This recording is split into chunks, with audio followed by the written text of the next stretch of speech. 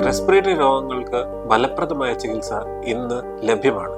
Asthma പോലുള്ള മാരക രോഗങ്ങൾക്ക് ഇൻഹേലർ, ആന്റിഹിസ്റ്റമിൻ എന്നിവ ഡോക്ടർ നിർദ്ദേശപ്രകാരം നമ്മൾ ഉപയോഗിക്കേണ്ടതാണ്. ഇമ്മ്യൂണോതെറാപ്പി എന്ന പ്രത്യേക ചികിത്സ ഇപ്പോൾ ലഭ്യമാണ്. അത് രണ്ട് രീതിയിലാണ് നമ്മൾ ചെയ്യുന്നത്. സബ്ക്യൂട്ടേനിയസ് ഇമ്മ്യൂണോതെറാപ്പി, സബ് ലിംഗ്വൽ ഇമ്മ്യൂണോതെറാപ്പിയാണ് നമ്മൾ ചെയ്യുന്നത്. സബ്ക്യൂട്ടേനിയസ് ഇമ്മ്യൂണോതെറാപ്പി എന്ന് വെച്ചാൽ അലർജിക്ക് കാരണമായുള്ള പദാർത്ഥങ്ങൾ നമ്മൾ കുത്തിവെക്കുക. സബ് ലിംഗ്വൽ ഇമ്മ്യൂണോതെറാപ്പി അതേ പദാർത്ഥങ്ങൾ നമ്മൾ നാക്കിന്റെ കീഴിൽ വെക്കുന്നു. ക്രമേണ ശരീരം ആ അലർജിയോട് ഒത്തുചേരാൻ പഠിക്കുന്നു. മുതിർന്നവർക്കും കുട്ടികൾക്കും ഈ ട്രീറ്റ്മെന്റ് അനുയോജ്യമാണ്. അതോടൊപ്പം പുതിയതായ ട്രീറ്റ്മെന്റ് ആണ് മോണോക്ലോണൽ ആന്റിബോഡി തെറാപ്പി.